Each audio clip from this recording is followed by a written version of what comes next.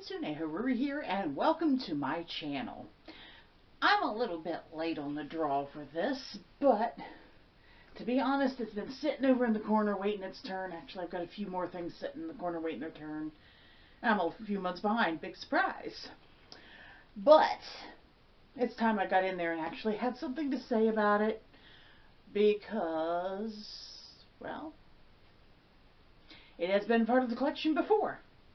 If you're wondering what I'm talking about, it is the most recent release of Monster High, which actually came out before the holidays. I had a few of them sitting on the side, waiting for me to have something or some time to get them done. And, well, now is the time for me to get them done. I have picked up, well, you already saw the video where I had gotten Claudine Wolf. Really like the new design for her. She's cute. She looks a little more like a teenager than the G1 did, though I still like the G1 as well, even though I never got one. But the other thing I noted was the change in the body types, and they did this across the board with all of the dolls. So each one has its own unique body type now, which suits the individual character. They're not all the exact same body. Makes it harder if you're a doll customizer. However, as a collector, that's an exciting thing. It's a new detail. It's attention to detail, something we're always looking for. So, I, this time, have Draculara and Abbey Bominable to look at. So let's go ahead and have a look. We'll start with Draculara, because why not? G1 Draculara did not get my attention at all. She was okay, but she just was another pink doll. And there are so many pink dolls out there. It's like, yes, we get it. Your audience is mostly female and young, but it doesn't always have to be pink. But I digress. They're gonna do that. That's what they do. This time around, though, I don't mind the pink so very much. They've got her a little more balanced with the pink and the black. Remembering somewhere along the line that she is indeed a vampire, even though, I don't know if it still sticks. She was a vegetarian before. Let's see here. Does it say? No. Monster type, fantastic vampire. Monster must-haves, SPF 500, and cherry juice, so I guess she is. And monster pet discount, Fabulous the Bat. He's right there. The boxes are kind of nicely detailed. They've got some raised plastic bits in there. A little bit of art design down the sides. The usual picture in the back with a little bit of information in 4 different languages. Made in China for Mattel. Yeah, there's the Monster High logo. Nothing on the top. Nothing but the usual legalese on the bottom. Let's go ahead and get her opened up and have a look at her. Opening is not too difficult so far. That's a plus. Pretty simple. Here again you can see the raised logo, which, you know, you could probably do something for a display with that. We'll see. She has some accessories down the side here. A pair of heart batwing sunglasses.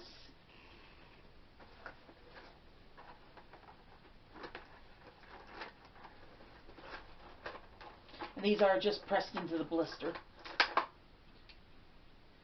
A little bottle of SPF 500 with a thumb ring so she can hold it.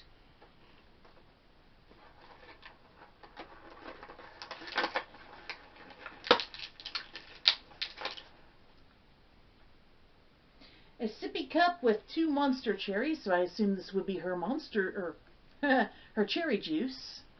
It is hard plastic with some little drips. The only painted detail is the cherries on the front.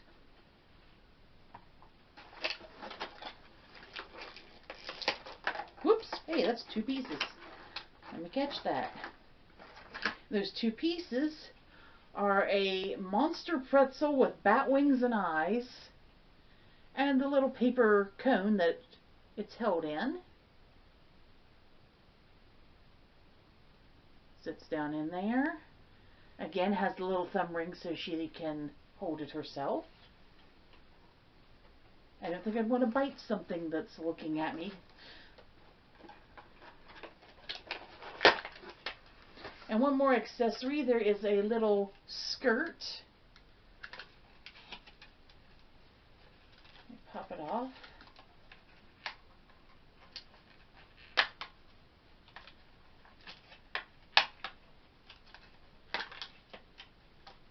A whole bunch of the little plastic tie wrap thingies. It's on a paper hanger, unfortunately. That said Monster High, and of course did not survive removal. The skirt itself, well, it's like a wraparound. So maybe it could be a skirt, or maybe it could even be a cape.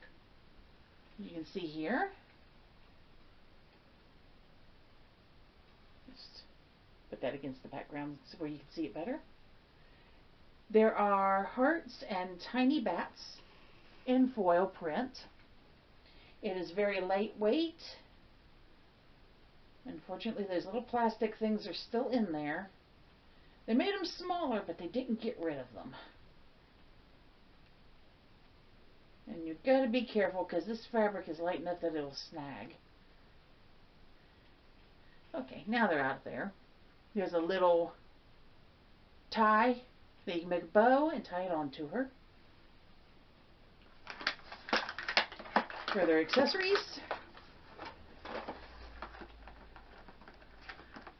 That one's in with a rubber band. She has a backpack. Quilted, pink, has bat wings, and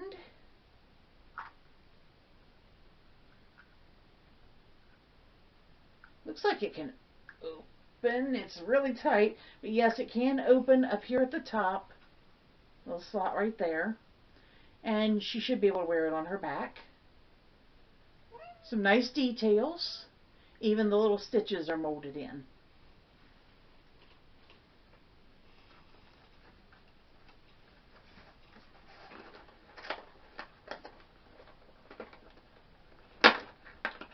And we have the return of Count Fabulous. Here he is. Poor little guy still has the pink bow and ruffle put on there. But he doesn't look so angry this time. He has little heart-shaped eyebrows, pink eyes, tiny little fangs, a little bit of a pink blush at the bottom of his wings. There's a cute little guy. And now for Draculara herself.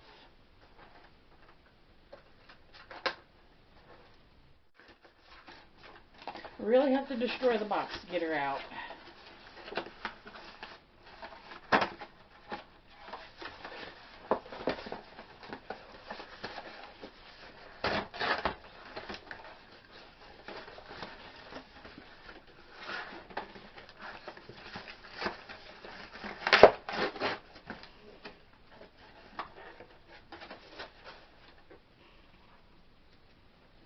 There are plastic tags all through the back of this. Not a favorite of mine. Here's hoping that they're the rubberized ones, but let's free this stuff here first.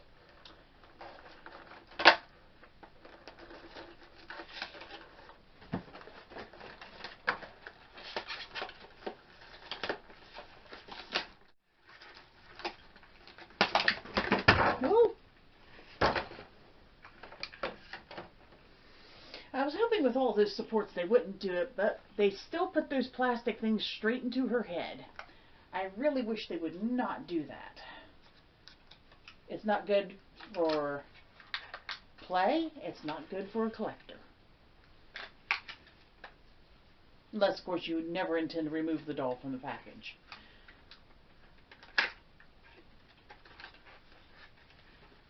Let's see.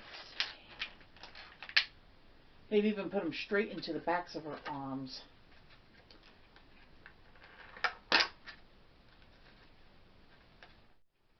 She did have one more accessory that had it strapped to her hand in packaging, and that was her little cell phone. It is pink with a coffin shape, a bat at the top, a heart at the back, and there are little icons on the front, but they're so small I can't even see them myself. Now, poor dear Draculara herself. Goodness, that was a rough trip. Straight out of the package, you can feel that there is a little bit of product in her hair. And also, she has very artificial hair. It's very staticky right now, so it's pretty bad.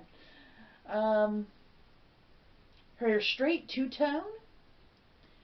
She has little pointed ears, and on each ear she has an earring, dangly style. It's a hoop with a heart and bat wings. Do those come out? They do indeed come out, so you can change your earrings.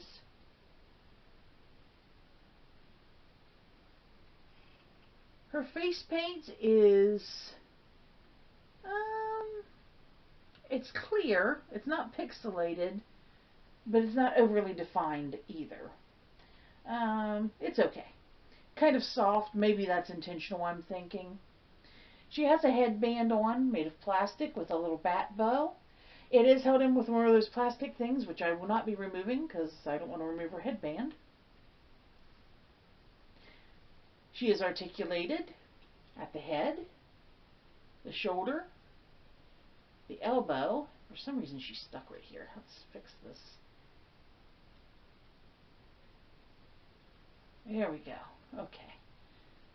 The wrists. She can twist at the middle. The hip. The knee. And do we have ankle articulation? No, we do not. She's got a bow tie that looks like bat wings on a bodice that velcros at the back. She has a sheer long sleeve shirt, also velcros at the back with little details of ruffles.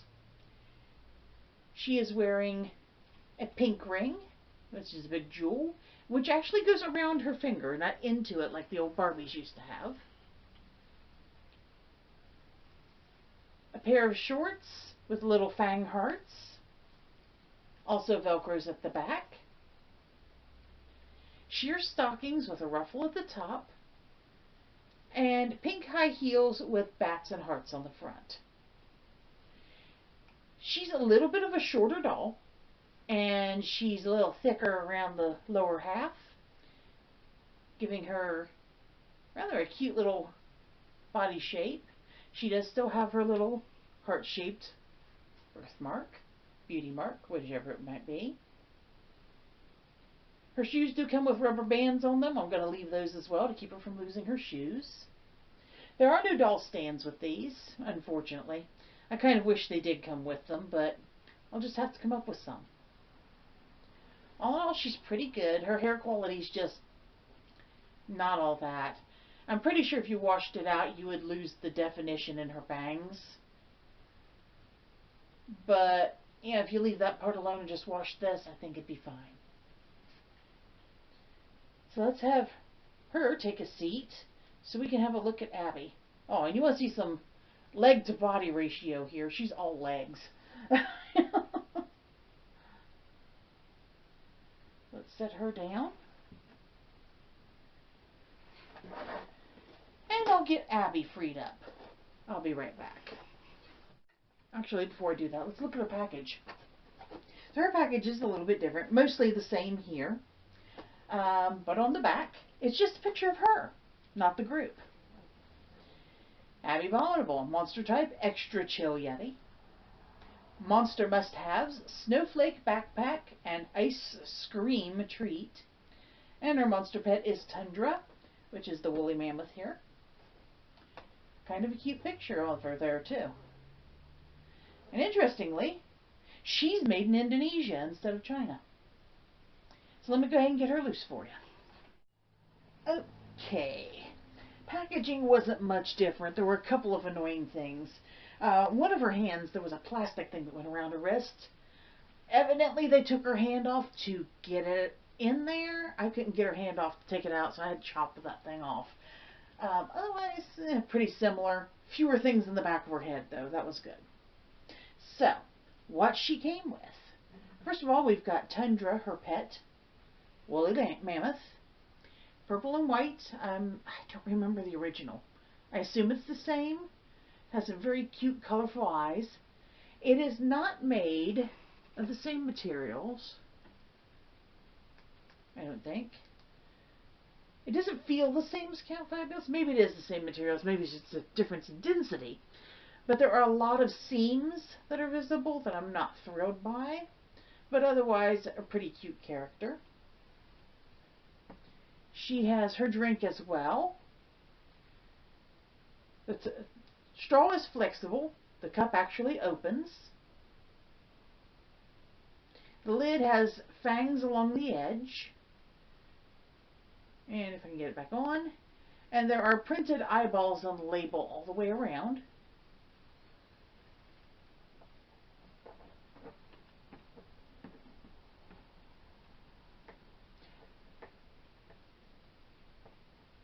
Does not want to stand up either. She has a pair of sunglasses that look like ice. They're a little bit sparkly and blue.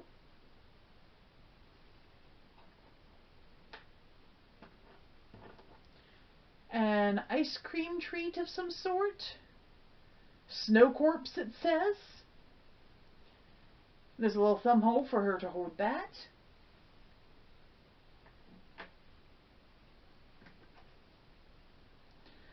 What appears to be maybe an ice cream that looks like a gravestone with snowflakes and horns, and says RIP and something else on it as well. There's a little stick. Her cell phone, of course, and hers looks like an ice cream cone from the back with a swirl and horns on top. And of course has little icons and things on the front.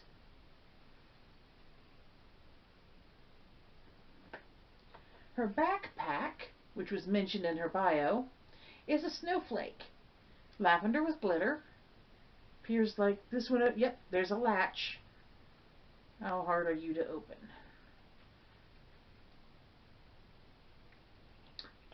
Relatively. But it does open up.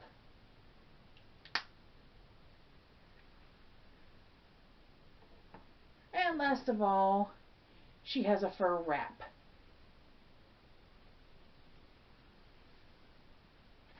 Now for Abby herself. Abby is a much, much taller doll than Draculara is. So I get Draculara real quick here so I can show you. Stand her up. So Draculara is a chunky petite, and Abby is kind of tall, rather robust as well.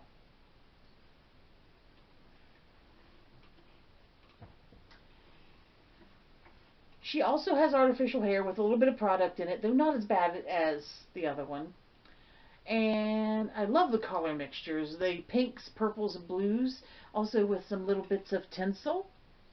You can see her little horns poking through at the top, and her little pointed ears. She's wearing earrings, oops, that have partly come out, so let me fix this. Her earrings have 2 holes, at least this one on this side does, so that it wraps all the way up around her ear, and the one on the other side is just a dangle. She's wearing a t-shirt with Velcro at the back, sheer sleeves with a fur cuff, pants that also Velcro at the back and have a split up to the knee with metallic iridescent snowflake and frost patterns. She has a plastic belt that currently is rubber banded on, and again, I won't be removing the rubber bands because she'll be on display. It looks like a cluster of ice and icicles, and has a chain with a snowflake hanging from the side. Her boots appear to be slippers, fuzzy slippers, with ice along the edge and a semi-see-through glitter blue bottom, and they're a hard plastic.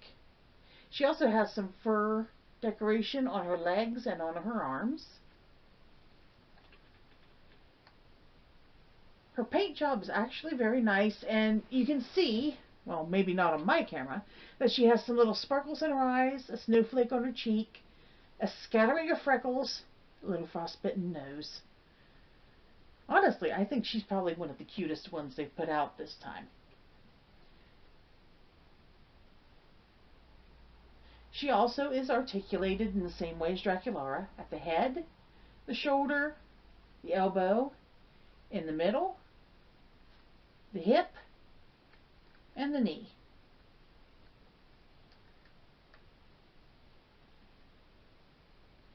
I think the quality is still pretty good on these dolls. Maybe a little bit better than the G1, honestly. G1, I'm pretty sure they were just focusing on maybe a short-term run, really, when they put those out as a play toy only. And, well, they, of course, blew up. Collectors love them. Doll modifiers love them. What can you say? Who knew, other than doll collectors, that little girls and everyone else would like a monster doll? Anyway, guys, those are my two most recent and very late reviews on the new Monster High generation of dolls. There's a couple more I'd like to see. Claude is on the market. He has been for a little bit. I would love to lay hands on him eventually. I didn't get him the first time around, or actually any of Claudine's siblings. I would have really liked to. Maybe I'll manage it this time. Anyway, guys, there you have it, Monster High. Thank you so very much for watching, and if you like this content, please remember to like, subscribe, and share. Excuse my awkwardness today. I'm a little stuttery and fighting it. But if you would like to see a little bit more, come back around. Tell me what ones of these dolls that you really like. Say so in the comments, and tell me why. What's your favorites? And I will see you next time. Thank you so very much, and bye-bye.